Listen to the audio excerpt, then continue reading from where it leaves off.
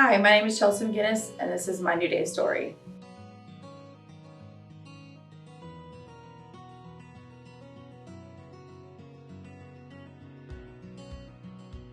My very first memory was when I was 6 years old. After a heated argument between my parents, my mom said, "He's not your real father anyway." I was later told that my biological father didn't want to have anything to do with me. So rejection and abandonment were deeply rooted into my psyche as a child early on. Domestic violence and abuse were commonplace in our household. My sisters and I witnessed a lot of that growing up. My mother was collecting child support from 3 different fathers, and as a result, we were often put in the middle of court disputes, and we were used as a tool for manipulation. I thought that love could be something that you earn through grades. I sought validation. When I was 16, I was introduced to Mad Dog 2020, and that provided this sweet escape that I desperately wanted. I became a blackout drinker from the get-go. I remember going in between classes, drinking. I threw up in the middle of health class. Was very sick from alcohol, so I was an addict from the very beginning. I've been involved with CPS several times, but this last time there was nobody left to clean up my mess. I was spiritually, morally, financially bankrupt. I alienated myself from my friends and family, and I was completely homeless on the streets of Lancaster, and I ended up on the doorstep at Pine Street, and I had a peer support specialist by the name of Allie who worked for MHMR, who secured me a bed at Pine Street.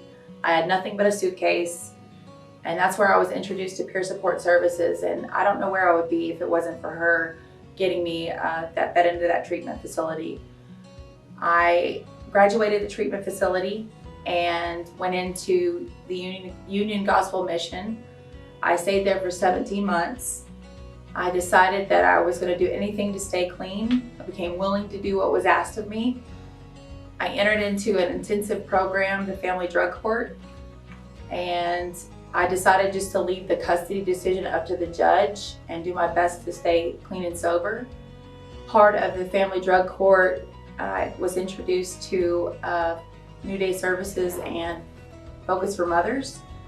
And it was such a blessing to me because during the time I struggled, there was a lot of rules and regulations. FDC provided, accountability and helped me create good habits. But there is like a genuine discord between the court system and CPS when there are allegations of abuse and neglect. So Focus for Mothers helped bridge that gap because it helped empower me, and the education services that they provided really helped. The CPS navigation and protocol, they went over how to dress, what to say, what not to say. Diane was valuable to me.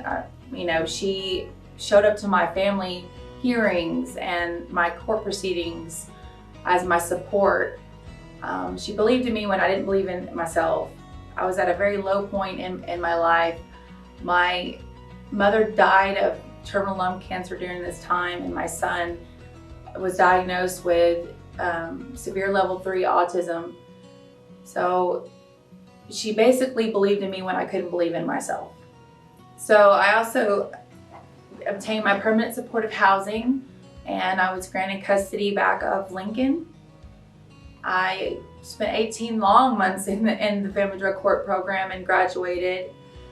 I got a job at MHMR, became a certified peer support specialist, and then went on to work for the very agency that planted those seeds of hope 15 years ago. I worked for Recovery Resource Council. My very first treatment experience was 15 years ago. Paula Shockey with Recovery Resource Council, back then it was called Takata, took me to my very first inpatient residential treatment facility on Avenue J, the Light program. And it's really awesome that I get to work for the agency now that planted that was responsible for planting those very first seeds of hope and change. So it's agencies like NewDay Services and Recovery Resource Council that really make a difference in people's lives.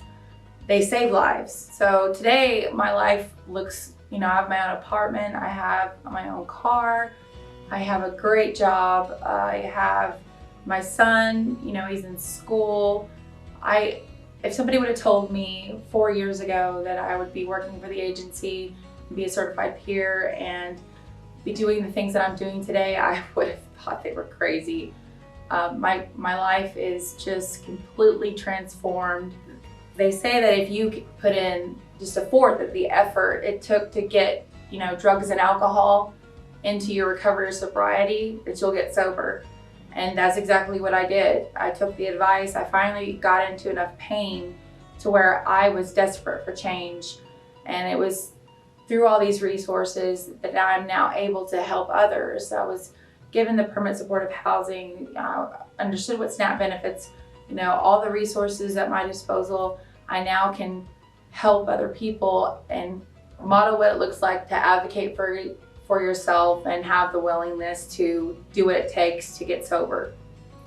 My life is not just about living without drugs and alcohol. It's about true freedom and healing. And I live with my son day to day and enjoy being present in the moment. I get to wake him up in the morning and we tickle each other, we play, and I really enjoy being a mother, and I enjoy life. It's a difference between enduring and living. And I learned how to live today.